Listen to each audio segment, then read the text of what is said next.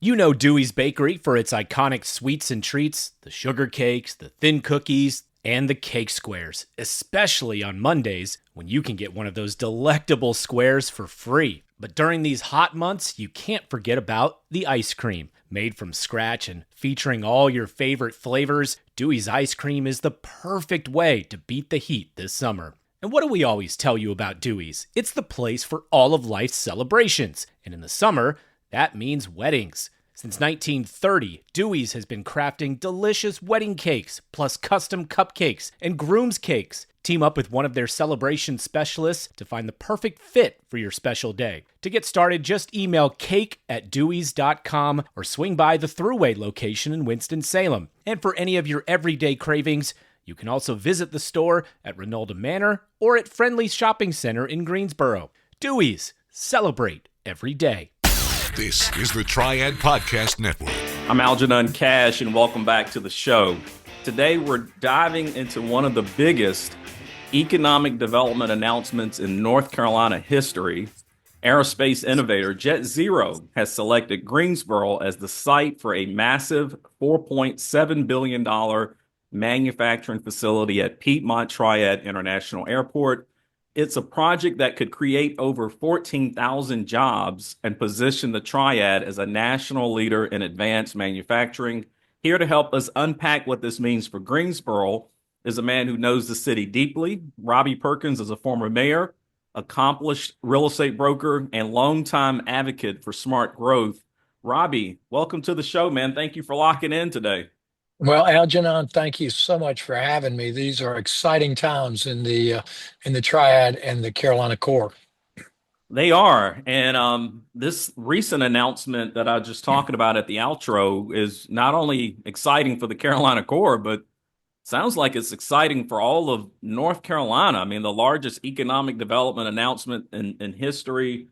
I am even hearing over the weekend from nearby states that say this is even going to have a positive impact on them as well. I mean, that's just how large this is. What was your initial reaction when you heard the JetZero announcement? Well, we knew it was coming. It wasn't a very a well-kept secret, and so we had some time to kind of envision what could be with the 10,000 jobs that were rumored to come here. And when the announcement was made, and it was 14,700 plus jobs, we were stunned.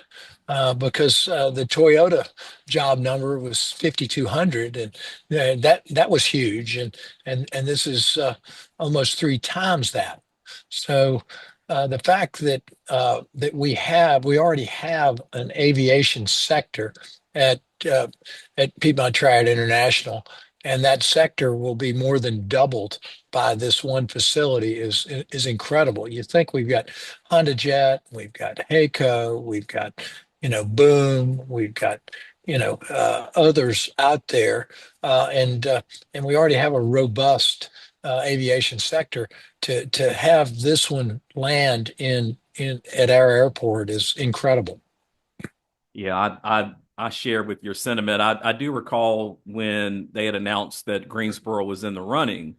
So I think it was on people's radar from that particular announcement. But, anytime something like this comes all the way through, it just feels really, really good. I had a great conversation last night with the private equity group out of Atlanta, and this was the first thing they were talking about was this announcement that just hit Greensboro, and I think people are already literally over the weekend are already starting to look at Greensboro and the Triad area and are looking for opportunities just that quickly.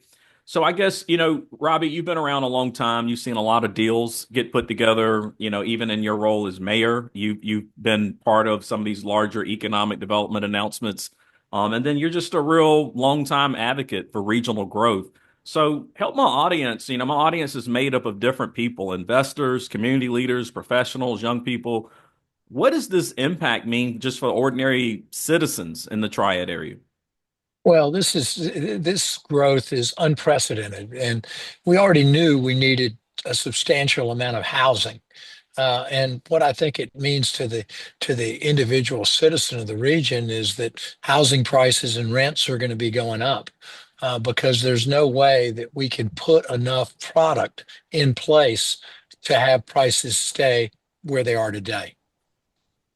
So yeah, well let's elaborate on that because I think maybe for some they see this as a really positive announcement, but I guess if you're someone that has already been struggling with the housing shortage we have here in North Carolina, which we've been talking about that for years. I know the North Carolina Chamber just put out a big report saying that we need somewhere around a $450 billion. There could be a $450 billion impact just from the housing shortage here in North Carolina right now. So if you're someone that's already been struggling with higher than normal rents, I guess Robbie, you're predicting that these rents may go even higher. Well, I think they're going to go higher, but I think our wages are finally going to start to increase. One of the big things with the, JetZero announcement is the projected average wage will be $89,000. And that's well above the 60,000 current median income wage in Guilford County. So that's gonna help lift wages across the board when something that's as large as this hits. You mentioned a moment ago, you talked about Honda Jet. You mentioned the Toyota mega site that happened down in Randolph County. I've for a long time have said that Greensboro has been on a real upward trajectory in terms of being a leader in the Triad regional economy. This recent announcement from JetZero, how does it impact that trajectory? Where do you see Greensboro now after this announcement last week? Where do you see Greensboro 10 or 20 years from now? Well, we have all of a sudden we have become the third leg of the economic development stool for the state of North Carolina. In the past, it was always Charlotte and Raleigh, or Raleigh and Charlotte, and Greensboro was kind of an afterthought. The Triad was an afterthought. But with this announcement, plus Toyota, plus Boom, plus everything else we've got going with all the colleges and universities across the region, we are. On everyone's radar screen. Institutional capital is coming into the Triad. We expect that trend to increase dramatically. We think land prices, even though they're high now, will continue to get higher. We're going to have to invest heavily in our infrastructure, our regional infrastructure, particularly water and sewer. I know there are studies underway to try to get that off the ground, but we're going to have to put the pedal to the metal, act with a sense of urgency to meet all of these new jobs. And also, I mean, Robbie, you're a former mayor of Greensboro. You're also a candidate for mayor this year. So you've got a big election coming up here at the end of the year.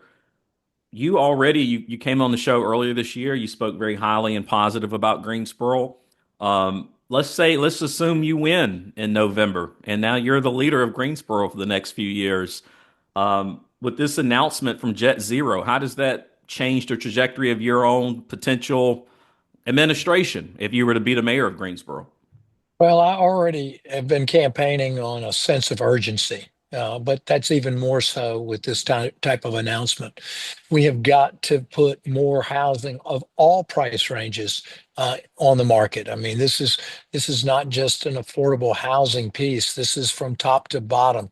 We've got to get more supply out there, and it's got to be of all housing types. I think we've got to look at potential new housing types as well. Also, I think the only way we're going to meet this need is to continue to rezone and permit more dense developments. I think density will be the thing of the future. Some of the controversy over the David Couch development up in Summerfield, now unincorporated Guilford County. There's an urgency, particularly since it's so close to the airport. There's a real urgency to get that going and in place. We just can't sit back and let it come to us. We have to aggressively work on our planning and infrastructure piece so that we're prepared for all of these new jobs. You know what, Robbie? I love the insight that you're providing about housing. Again, I didn't think about this before we had this conversation today, but you're exactly right. I mean, we're already dealing with a housing shortage, so that could exacerbate itself if we don't get proactive about making sure that we're putting more housing on the ground. How else do you see the JetZero announcement impacting other asset classes within the real estate sector? So, I mean, what do you see happening now at this point with office, industrial, and some of the other asset classes? Well, when you have a corporate announcement this large, there'll have to be support services provided by other companies, and those spinoffs will really hit all product types. I think we're going to see some limited office demand. Engineering firms and such that will be part of the construction process, and then their ability to support Jet Zero going forward will create some demand for office, particularly in that airport submarket. I think the industrial demand is already proving to be pretty strong. We had a really good first quarter of absorption, and based on what we're hearing about deals in the market, we should have a strong year end as well. The retail space is already heated up just because we didn't get anything built for 10 years, but I think this will put us on the map so that other types of retailers that aren't in our market now will want to come into Greensboro, Winston-Salem, and High Point. Yeah, and obviously for a major investment like this to land at PTI, one of the things that I've been really blown away by, my last 23 years in the business and my professional career and being more active, talking to good folks like you and others in the economic development community, I've really been blown away by the forward thinking at PTI. I mean, the forward thinking to make sure you have the land and the resources available for a Jet Zero, a Honda Jet, a Boom Supersonic, all these types of investments to come in. You've spent time in the mayor's office. I mean, speak to that. I mean, how do we continue to make sure that we maintain that level of forward thinking so even 20, 30 years from now, as a region, we're landing these types of investments? Well, a lot of it is infrastructure planning, and nothing gets done with roads, and water and sewer, fiber optics. Nothing gets done quickly. So you have to pay attention to these things because you just can't snap your fingers and make them happen. We have to look at where the growth is going to occur, and then put a capital plan together to make sure that the necessary infrastructure is in place when needed. For example, regional water and sewer system. It has to be implemented. There are preliminary studies going on right now. In fact, there's been a request to the state legislature to provide another $1 million to do more engineering work on a regional system. But I see something like this as being imperative to handle not only the residential growth, but the commercial growth as well. Anytime you get a Jet Zero with 14,000 plus employees, you get suppliers with at least another 14,000 jobs, Hmm. and probably many more than that to support them. So you combine that with Toyota, it makes your head spin. Yeah, I mean, where Robbie, where are all these employees coming from? I mean, I know we've got some really great educational institutions and community colleges throughout the region, but do we reach some point of capacity here? I mean, how do we keep fueling people into these jobs that are being created? Well, one thing that we've got is we're a heck of a good place to live. And the Sun Belt is very attractive. North Carolina is going to be one of the fastest growing states in the country. We'll pass Georgia and Ohio, according to the demographers, over the next 5 to 10 years in terms of Hmm. total population. So we'll be the seventh largest state in the country pretty soon. So in migration here is definitely in our favor. The weather, the climate is really good.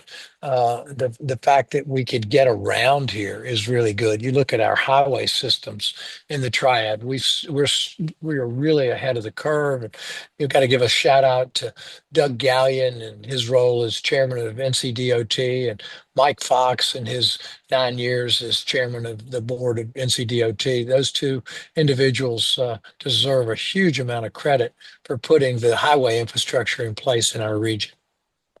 Yeah, I like Mike a lot. Mike and I actually went through the North Carolina Leadership Forum together, so I had a chance to learn a lot more about him. He is a smart individual when it comes to infrastructure, and certainly someone that is forward thinking. It's time to get serious about your financial future. It's never too early, but it could be too late to get started. And that's oftentimes the hardest part, getting started. How much do I save? Where do I invest? Do I save for college or retirement? How much for each? And who do I talk to about it all? Okay, we'll keep things simple for now and help you answer the last one. We recommend you begin with a local financial advisor, and that's Jennifer Johnson of Three Magnolias Financial Advisors. She'll sit down with you for a complimentary introductory consultation and go over all of your questions. Get started on the path to achieving your financial goals. Visit 3magnoliasfinancialadvisors.com or call 336-701-1600. Get comfortable with your financial future. Three Magnolias Financial Advisors. Retirement, financial planning, and investments. Securities offered through Private Client Services. Member FINRA SIPC. Investment advisory services offered through Three Magnolias Financial Advisors. Three Magnolias Financial Advisors and Private Client Services are not affiliated. Private Client Services is under separate ownership from any other named entity. There's nothing like summertime here in the North Carolina Triad. And when it comes to the season's can't-miss events, at the top of the list is the Coal Pit Live Music Series at Incendiary Brewing in downtown Winston-Salem.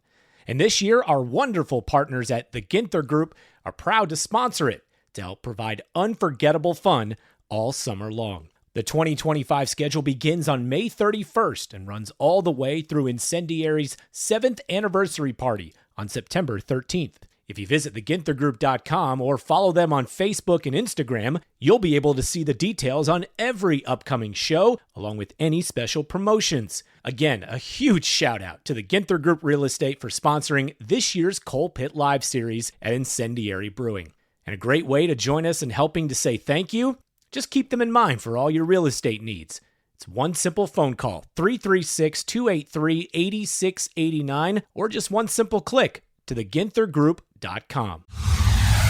Robbie, the last time you were on the show, you talked a little bit about downtown Greensboro being the next mega site for the Triad region.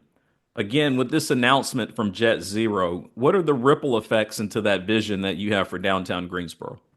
Well, I don't think there's any question that all of the announcements, including JetZero, make it more important, even more important for us to focus on our downtown area and be much more successful in the downtown. And number one thing we've got to do in our downtown is create more residential units. Number two thing we've got to do is we've got to pay better attention to detail along our streets and our storefronts, and we've got to take the abandoned storefronts and repurpose them, and then we have to plan for what's needed next. And my vision here is that we've got an opportunity to build a real city in downtown Greensboro. We can bring the two universities, two major universities in UNCG and North Carolina A&T, and take their non-academic functions and move them into the downtown, similar to what Wake Forest has done in Winston-Salem and Duke has done in Durham, and really energize our downtown as a place that's buzzing 24/7. With an announcement like this, everybody got very excited. I mean, 14,000 plus jobs, nearly $5 billion in capital investment. I agree with you. I think that investment can expand. The number of jobs can expand as you get these supplier companies coming in and wanting to be closer to JetZero. But how long do you project, Robbie, before we actually feel the effects of the announcement? We got the announcement last week, but there's a lot that has to come together over the next few months and the next few years. How long before ordinary residents start to feel the impact? Well, we're already, we will already feel the impact early before they open based on the amount of construction dollars being spent.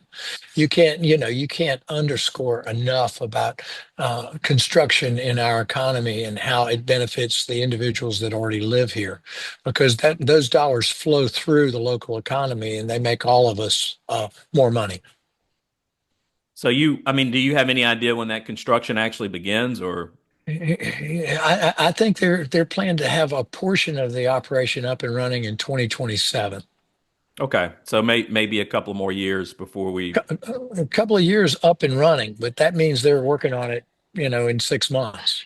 And they've got the beauty of the PTI site is it was prepared and we were ready for something like this with the grading done on the north side of I-73 and the bridge connecting the current runway and taxiway system to that side of the interstate was in place. So they've got a flat site that's ready to go, and they can move on it very quickly.